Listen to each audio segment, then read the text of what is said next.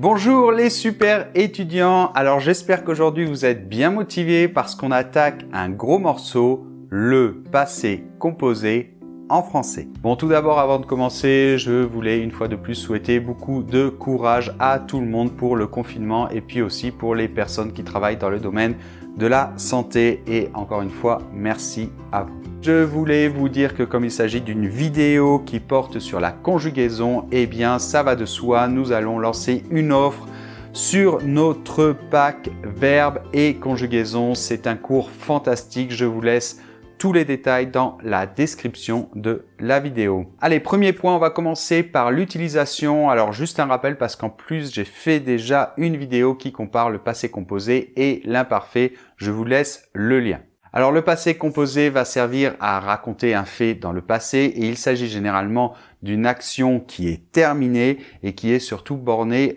dans le temps, d'accord? Et il s'agit généralement de l'action principale de ma phrase. Alors c'est surtout intéressant en fait de le comparer à l'imparfait puisque ce sont les deux temps principaux du passé et l'imparfait lui va servir donc à décrire davantage, d'accord, à décrire le décor et donc il est beaucoup moins borné dans le temps.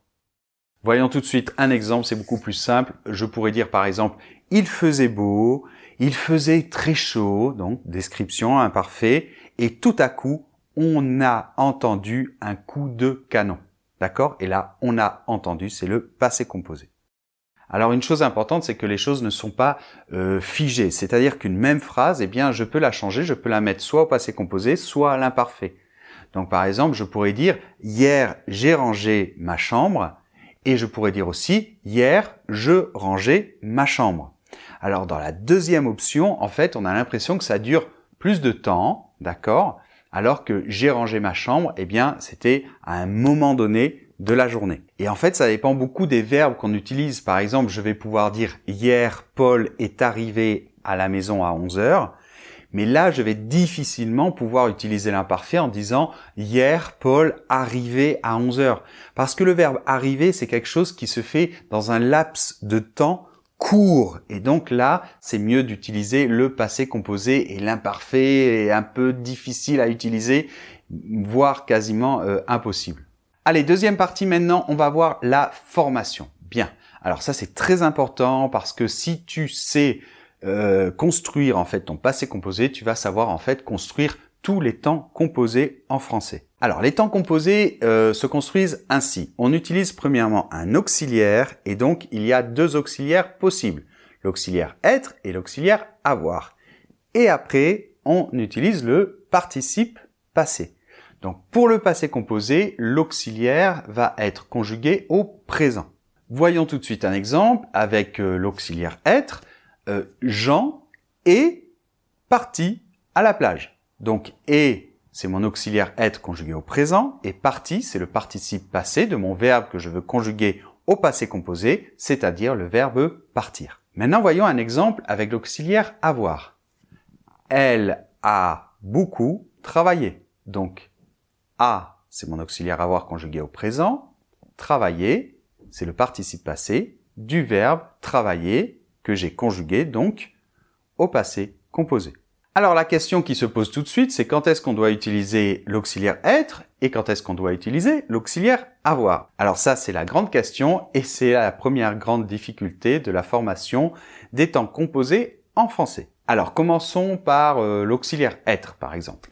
Alors, on utilise l'auxiliaire être quand il s'agit d'un verbe pronominal. Donc pour tous les verbes pronominaux, on va utiliser l'auxiliaire être. Et ensuite, on va utiliser aussi l'auxiliaire être avec une liste alors de plus ou moins 12 verbes que vous devez connaître par cœur. Donc je vous laisse la liste. Là, vous devez la voir apparaître à l'écran. Et on va utiliser l'auxiliaire avoir avec tous les autres verbes. Alors attention, je dois rajouter une petite parenthèse. S'il y a un complément d'objet direct, en fait, on utilise l'auxiliaire avoir. Donc je vais dire par exemple « je suis sorti ». Il n'y a pas de complément d'objet direct, mais je vais dire « j'ai sorti la voiture », complément d'objet direct, du garage. Donc maintenant, troisième partie, nous allons voir la formation des participes passés. Bon alors, il n'y a pas une méthode magique. En fait, le plus simple, c'est de les diviser en fonction du son que l'on entend à la fin. Donc, la première famille, ce sont les participes passés qui terminent en « et » avec « e » accent aigu. Alors, c'est facile, il s'agit de tous les verbes qui terminent en « er » à l'infinitif. Par exemple, manger, eh bien, ça va nous faire participe passé « manger » avec « e » accent aigu. Et on doit rajouter aussi le verbe être, par exemple j'ai été, et le verbe naître, je suis né. Alors après, il y a les participes passés qui terminent en i, alors ça peut être i, is ou it, donc il s'agit de beaucoup de verbes qui terminent en ir à l'infinitif, mais pas seulement. Donc par exemple le verbe finir, j'ai fini, mais aussi par exemple le verbe mettre, j'ai mis. Donc après on a les participes passés qui terminent en u, donc là il s'agit de pas mal de verbes aussi, et souvent des verbes importants. Donc par exemple le verbe vouloir, j'ai voulu, ou encore le verbe lire, j'ai lu. Et enfin, il y a la série des autres cas, par exemple le verbe faire, j'ai fait, ou le verbe mourir, je suis mort.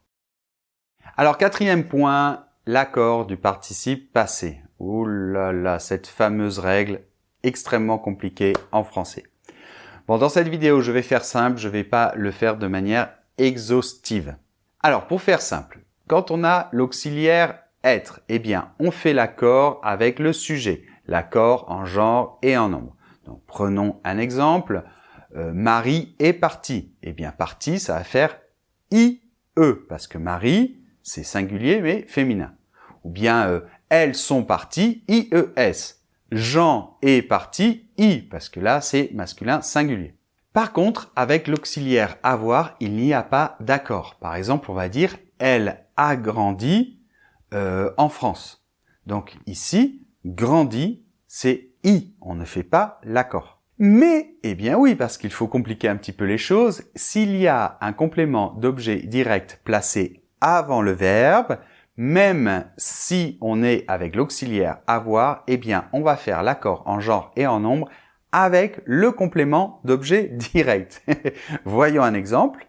Les affaires que j'ai prises ne sont pas les tiennes. Donc, j'ai dit les affaires que j'ai prises parce qu'il s'agit des affaires et c'est féminin et pluriel.